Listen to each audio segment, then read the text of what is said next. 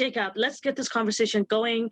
We just came right off of Clubhouse a couple of minutes ago where we had our third session we had today. Our topic was for new realtor, marketing and mindset. And our topic today was first week as a realtor, and it really is a continuation of our conversation from last week about prior to day one. And we talked about a number of things today, everything from what do you do in that first week and how do you arrive at this first week. And I know that you put a couple of questions out to us and the audience, and today I do wanted to give a big thank you to our special guest Mark Passat. He's from our group and he is based off in BC, and he joined us today and he gave us tons of insights and value. So we had a great time having him with us, and I'm looking forward to him joining us in the future as well. Anything you want to add before we move on to some of the things that jumped up today? Yeah, it was just a great kind of continuation of last week. And to now, we were talking about doing things before your license and pre-licensing stage, and now we can actually get into the meat and actually talk about what it's like to be a realtor and get started and drink through those two fire hoses at the same time, because it's a lot of information and a lot of stuff. But it was an exciting topic. I really enjoyed it. I agree. And I know that, we were talking about this too, is that everyone wants to wait for the hot topic, which is lead gen and how to start marketing yourself and, working with clients. And I think these past 3 weeks have been crucial, because without these foundations and mindset and really thinking about laying out all the plans, you're not going to kick off your career in a very smooth but successful way. So I'm really happy we're having these conversations. And one of the questions you asked was, right at the beginning, what did I do? And I know we had, you mentioned, so we all had different stages in our journey. So I'm about 5 months in, you're about 45 days in, and we had Mark, who was our special guest. He's now at a different brokerage than he was when he first joined, and he's about 2.5 years in. So it was a really nice mixture of different people with different experiences, and it really meant to be a peer-to-peer session where people can jump in, share insight, ask questions, and kind of share all of our experiences together. And the first question we tackled that I really enjoyed was, what did we do differently? Or what did we do in our first week and what we could have done differently? And for me, I talked about, I had, when we talked about it now prior to day one, I had tons of, on my social media, on my website, all of that really put together. I literally pressed launch the moment I got my license. And I put together a launch strategy. I had all my business card, my for sale sign designed, and I literally sent them for approval the moment I got my license, because they won't approve it without you having it registered. And then I sent everything to print. I do have a few for sale sign, and I know we talk about this sometime, if you don't have access to funds, you don't have to go print them. But I'm someone who I wanted it to be prepared, especially in our market and the type of marketing that I was going to do. And, I had some aggressive goals for myself. So I think it really depends on the type of person you are. And I didn't want it to be struggling between timelines. So I think, and then we talked about, and I did all my orientation my first week. I did all my mandatory orientation for my brokerage, and our brokerage is super robust and has tons of different tools. And the fact that we don't have a brick and mortar location, everything is online. So there was a lot more things to learn. And then I did my real estate board, all my trainings, because of course it's the first time I was getting our license. So I did all my trainings that week, and I felt like it was a lot. It was really overwhelming. So when we get to the end, we'll give some advice from some of the things we've learned and how we ended the room. But back to you. Yeah, I mean, I pretty much was the same as you. Like, I come from a marketing background, and the first thing is I was thinking about, like, okay, how am I going to set my Facebook page up? What am I going to do with Instagram? YouTube, Google My Business, like all those things I knew I had to set up. It's the same thing I do with my clients from day one. So I treated myself like I was my own client. And, when that day that they said my license was active, I was like, you launch ready. Now what? I think some things that I was trying to do everything at once. I think that was one of my mistakes in the beginning that I would do different, is to kind of slow it down, be a little more even paced with things.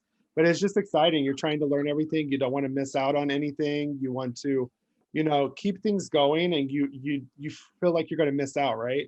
And so I think I would focus more on my marketing from day one. Go ahead, because I was a little scared to hit that lead generation start, because I'm like, so what happens when they call? So then I was like, well, let me go learn, what I should say, and my mentor, she was amazing. And I know we'll get into that later, but all of those things, I literally did all that in my first week. I was trying to learn the education, trying to do my marketing. I think I would have focused more on the marketing and setup, and then let the real estate knowledge and transactions come as you're working with clients and those type of things. So that's pretty much what I did, and a few things that I would have done a little bit different. I also feel like it depends on where you are. Are you going to start off full time? Are you going to do part time? I was going to do part time. That's another reason, also because I'm such a nerd. But again, I was doing it part time. I needed to have all these elements ahead of the game so that when I dive in, I can just start launching things, right? So, and I have young babies at home, so there's a lot of ways I'm being pulled, and I wanted to focus on this, and I think for me, starting off on the right foot is key, because the moment you have a momentum going, you just can keep going. And that's my mindset anyway. And I know that it's so easy to get discouraged in this business. So I think that's where I would begin to, is just making sure you're organized, and just ensuring that we're all in this together, and ask questions when possible, right? Because it can get overwhelming right at the beginning.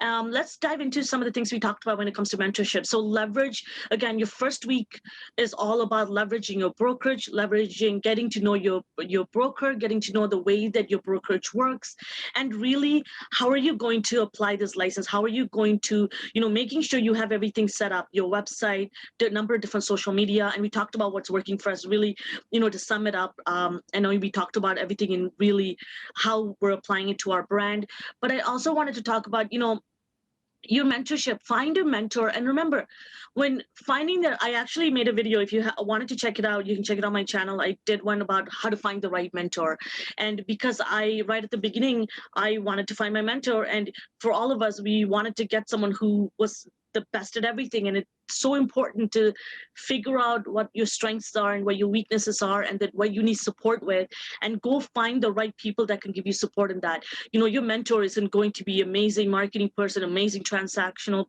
person who's going to give you the right mindset. They may not be able to support you in all that level, because they have their own business to run. So make sure you're leveraging this person in the best way possible, and what you need help with, and that they have the strength in, and they're an expert in, right?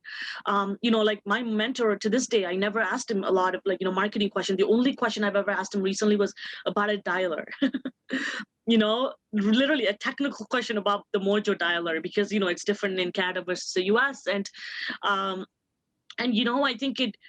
I think that's where I am. And I think for me, I talked a very little bit about how my mentor right at the beginning, I was suited.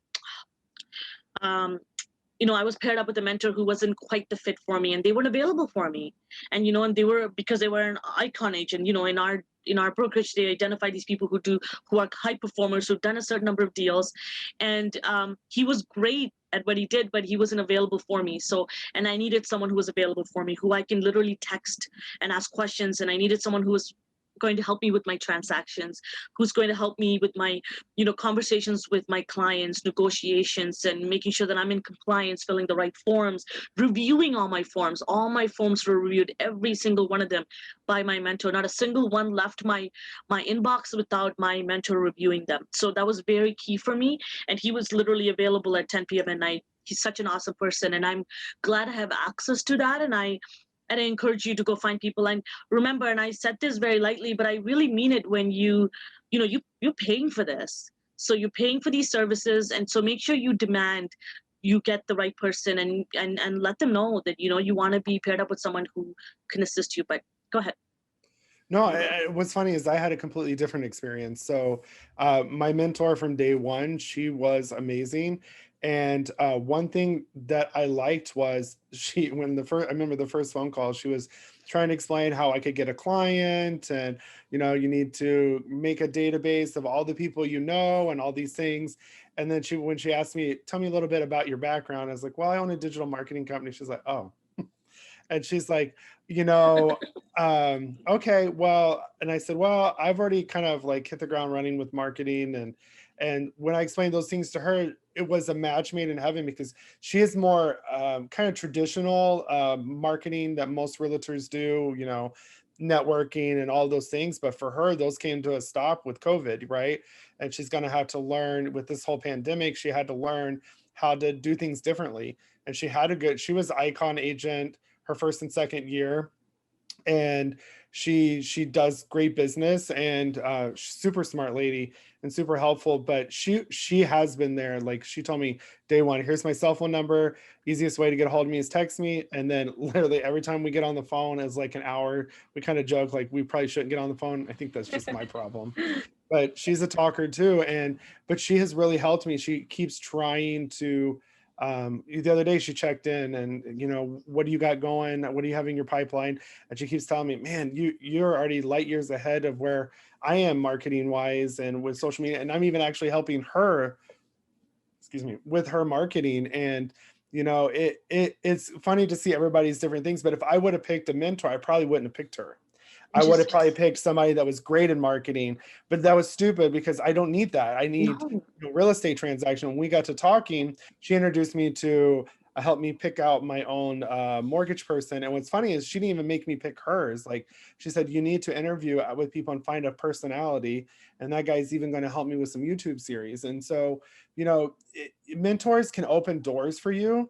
And so try not to go with a mentor that is exactly the same strengths as you. Let them kind of try to find somebody that's great with the weaknesses. And mine, I don't like, you know, the traditional knocking or cold calling, things like that. So somebody like that is great to come alongside of me. And she's very detail oriented. I'm a more big picture person and just action oriented. We'll fix it later. And she's got all these systems in place. And so it was nice to see somebody that could just come in and fill that area in. That's great. And right afterwards, we jumped into talking about website and social media platforms. And, you know, right off the bat, I wanted to say to people is that make sure you choose the right, platforms that you want to be on. And you don't have to be on all of them. And you don't have to be the master of everything. And making sure you understand your capacity. Again, are you full-time? Are you part-time? How much can you handle? What are the things that are going in your life? And the reason I say that is the moment in anything that we do, it's really important. Two things I always mention when it comes to your website and all of your social media platforms: stay consistent in terms of look and feel, but also the content you're posting and when you're posting them, because though you have an audience that you're building, they're going to start expecting all of this stuff to come from you, right? So that's one. And second, make sure everything's integrated, right? Make sure that when you're posting on another platform, you can take a long form content like YouTube, and then you can break it down for all of your other platforms. So making sure that you're being efficient from the beginning, because I will tell you one thing, you're going to get busy. The moment you get that one client, all of your attention goes to them. And especially if you're like me, who are part-time, all of your attention goes to them, and all of your marketing is going to fall. So that's why I, from the beginning, started time blocking. And sometimes some of the things are non-negotiable, even social media posts. That's why I consistently on a daily basis I'm posting, and I have 2 to 3 videos now. With our Zoom videos going out, we're doing 2 to 3 videos a week on YouTube. So making sure you're consistent, even when you're busy and you're working with clients, your branding doesn't stop, your marketing doesn't stop, right? And that's why for me, I look beyond digital marketing, is because you want to try different assets and different tactics that work for you. What worked for you in your market might not work for me in my market. So you figure that out and try to get on there. And, one advice that I would give is, if you were to take all my social media away from me and you were to give me one, I would go with YouTube. And I'm just starting off, and I will encourage you, YouTube, just look into just getting started, right? Just get started, learn the basics, get the branding, make sure you're consistent with the branding, start with some topic and stick to that audience, and just get started, and there's so much we could talk about when it comes to YouTube. So go ahead. No, I totally agree. The first advice, anything with social media, is pick one, maybe two things, and become really great at it. Don't just try to like dabble in all of them. Even if it's just one thing, pick with it, run with it. YouTube, even if it's Instagram, Facebook, whatever, but just do it and do it well. And then once you master that, move it on. If you're a little more advanced with social media, like you said, repurposing content is huge. Doing a YouTube video about 5 reasons you should move to Houston or Toronto. You know, that's all. Though that series can be segmented into 5 different short video clips that you can post on Instagram stories, your TikTok, Instagram reels. So you can create content for yourself. So just become organized with it and just do it. I think that is the big thing. Is even for me, I hate being in front of the camera. I just always, like I tease you, I feel like a bobblehead sometimes. So, you know, but most people don't see that, or they like that aspect because it's more relatable. And that's the other advice I would give, is be very real. Don't make everything so perfect, because there's a huge trend going on right now with these short videos. People do not like these super edited videos. They like the raw content, even if it looks like you're running through and it's like the Blair Witch Project movie. Like, people, they just like that because they want something that's authentic and real, and that proves that it is. You know, even us doing these videos, we're just right here in our home doing it and going on because we want to be accessible to people. So, you know, just be real and make sure that everything that you're posting, you're watching yourself, and what you're putting out there is your personality that you want people to see. And if there's something that you keep doing, make sure that, you know, you put a post-it note while you're recording or something to remind you, or something that will draw the attention that, oh, I don't want to say that next time, or I don't want to do that. Just make sure that what you're putting out there is a true representation of you, because you are a brand. You are selling yourself, and however you want to take that, but you know, you are a product. And you know, all my sales training in the past, they would say, you know, whatever product you're selling, that's not the product. They're not buying that. You're the product. You're what is going to make people, because there's tons of realtors out there, but what makes you special? And so just use those platforms to showcase that and to accelerate you, because they're all free. You know, we love free. Go for it. Absolutely. No, those are really good points. And another advice that, again, Mark brought this up too, is that to be honest, right? You can pick a market and stick with that market. And let's say you live in places like mine, like Greater Toronto area, or like Houston, where it's massive.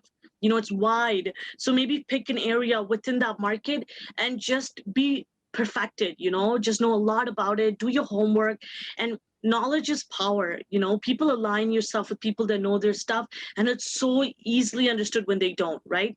And that's why, and often if you don't know, that's okay. Just be honest with them and tell them, I don't know, but I will go find out. And or maybe find someone in that area that is really good at doing something, and there you get a referral fee out of it, and now you get to collaborate with someone, and maybe you learn in the process, right? And maybe this is where you can work with your mentor. And I think that there is, you know, often we get so caught up, you know, and I talked about this before too. And that's why these topics are so important right now in this point of your career, because it's all mindset. And the moment you make up your mind that this is the type of results that I want in my business, it's a game changer. It truly is. Everything else, truly, honestly, we all go for the meat, which is lead gen. And you, as a marketing person, you know, to me, lead gen is the easy part. Right? It's the working with your clients that's a hard part. Maintaining your business is the hard part. Planning to attract people is the hard part. You know, attracting them is the easy part. And I think that, and then staying true to your brand throughout that process, right? You can be this certain beautiful, perfect brand online and know it all and knows everything, you know, because you could be copying other people's content. But then when it comes to meeting your clients, you make sure you deliver on that, right? And there's one more thing before we go I wanted to mention is Google My Business. And we talked about it heavily. And, you know, make sure you set up a Google My Business. I think that's one of those things that if you have to choose one of the platforms you want to be on, make sure you just start a Google My Business. It's an integral part. The first thing people do, anytime you want to go to a restaurant, what do? We Google it first to see reviews. Everyone is all about, they want to know what certain people are saying about a certain person. So make sure when you're working with people is that they're writing good things about you. They're writing it. Not only are they writing organic content, making sure they're writing it in the best, you know, in a way that it talked about the experience working with you, and also reach out to us. We can get really in depth as to there's a process to. Sorry, our little one is up. We work them up with our sound, but I wanted it to, you know, there's a process to it, and feel free to, if you are currently not, and I will add a link to this in our video. We just started a Facebook group for new realtor marketing and mindset, exactly that. You can search it and join our group, ask questions, and we'll talk a little bit more about Google My Business and how to properly set it up and some of the things to keep an eye on, because they will delete your reviews if you don't post them in a proper way. So I do wanted to mention that before we jump on. Any last words, Jacob?